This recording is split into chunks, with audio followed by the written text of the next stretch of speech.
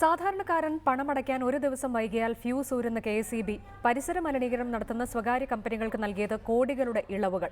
പാലക്കാട് കഞ്ചിക്കോട് മലിനീകരണം നടത്തുന്നുവെന്നാരോപിച്ച് നാട്ടുകാർ വർഷങ്ങളോളം സമരം ചെയ്യുന്ന പാരഗൺ SMM1 ഇരുമ്പുരുക്ക് കമ്പനികൾക്കാണ് വൈദ്യുതി ബോർഡ് വൻ ഇളവുകൾ നൽകിയത്.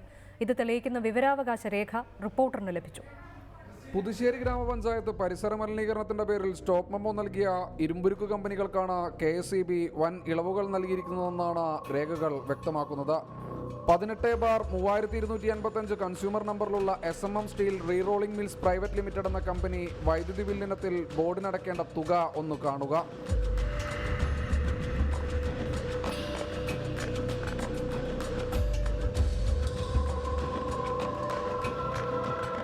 30/9/2016 വരെ ലഭിച്ച കണക്കുകൾ മാത്രമെടുത്ത് പരിശോധിച്ചാൽ അത് 42,62,61,972 രൂപയാണ്.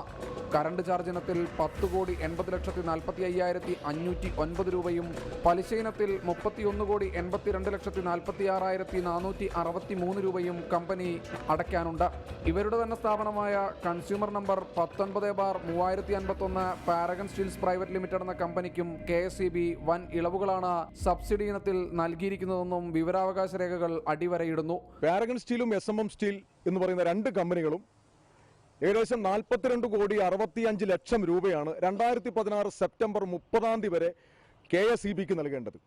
കേരള സ്റ്റേറ്റ് ഇലക്ട്രിസിറ്റി ബോർഡ് ആകെ നഷ്ടത്തിലാണെന്നാണ് എല്ലാവരും പറയുന്നത്. പക്ഷേ പുതുശ്ശേരി പഞ്ചായത്തിലെ വ്യവസായ മേഖലയിലെ രണ്ട് ഇരുമ്പുരുക്ക് കമ്പനികളാണ് ഈ 42,65,00,000 രൂപ കേരള സ്റ്റേറ്റ് ഇലക്ട്രിസിറ്റി ബോർഡിന് നൽകുന്നത്. 10 വർഷത്തെ മാത്രം കണക്കെടുത്ത് പരിശോധിച്ചാൽ സർക്കാർ ഖജനാവിലെത്തേണ്ട 4,99,42,234 രൂപയാണ് പാരഗൺ സ്റ്റീൽസിന് വേണ്ടി ബോർഡ് വേണ്ടെന്ന് വെച്ചത്.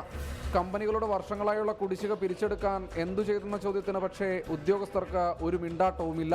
കറണ്ട് ബില്ലടക്കാൻ ഒരു ദിവസം വൈകിയാൽ സാധാരണക്കാരൻ്റെ ഫ്യൂസ് ഊരാൻ തിടുക്കം കാണിക്കുന്ന KSEB തന്നെയാണ് ഈ വൻകിട കമ്പനിക്ക് ഒത്താശ ചെയ്യുന്നത്.